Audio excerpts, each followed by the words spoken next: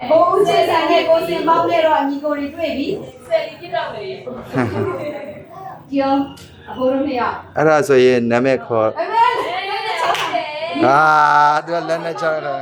အမကိုဒီအာမကိုနဲ့အဖိုးဦးချစ်ဆန်ကသူ့ရဲ့ခြိုင်တောက်ရှိတယ်ခဏလေးအစွမ်းနေထုတ်ပြကြည့်လိုက်အောင်နော်ကိုစင်ပေါင်းကြိုးစားမှာနော်အဲ့ဒါ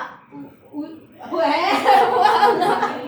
ငါဖို့တော်တယ်ကြိုးစားရမှာနော်အမကိုကြည့်တယ်မပွေခိုင်းနဲ့အဖိုးဦးချစ်ဆန်ဟိုမှာရှင်တော်ထဲမှာကြားလိုက်နောက်ကြီးပုံနဲ့ကြားလိုက်နဲ့ကြိုးစားထားတာသူ့ခြိုင်တောက်ကြီးရှယ်ကြီးပြနော်ဝီချဲမဲ့အာမကိုနဲ့တော့တကယ်တမ်းကြိုးစားကြရအောင်ဟုတ်ပြီပြပြလာလာနော်ဟုတ်ကဲ့ဦးသေးရွှေရောက်ပြီလားလေးပြောလို့လေသမီးနောက်ဘက်ကတော့နောက်ဘက်ကလည်းဟုတ်ဘူးလူတွေအများကြီးကြော်ရမှာလေသူမဟုတ်ဒီထိမကြော်နိုင်ဘူး तू ကရှေ့တိုးနိုင်တယ်လူတိုးပေးပါအောင်ဒီစပွဲလေးရှေ့တိုးလိုက်ရှေ့တိုးနိုင်တယ်သူကဒီရှေ့ကိုတိုးပေးတယ်ဒီမဲ့ဒီစပွဲရှေ့ဒီတိုးမ तू ဒီနောက်ထပ်အများကြီးပဲလူကတိုးနိုင်တယ်လူကတိုးပေးနောက်မှပိတ်နေလို့ဟုတ်ပြီတယောက်ချီရ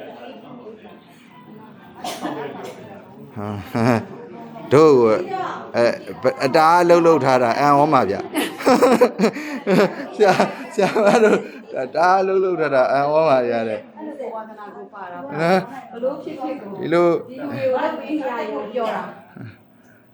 သမီးလေးရှိတိုးဟုတ်ပြီမှစကားပေးလိုက်တန်းဆိုသမီးလေးကအဲ့ဘက်ကအဲ့နာပဲထိုင်ပေးလိုက် तू ကမကြောနိုင်လူသူ့ဖ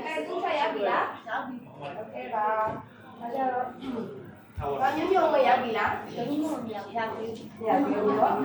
ဟေးဘယ်လိုမှတ်မှာတော့ခဲတံလေးနဲ့တို့လေညဘဝနဲ့မတို့နဲ့ခဲတံလိုရင်ငါပေးမယ်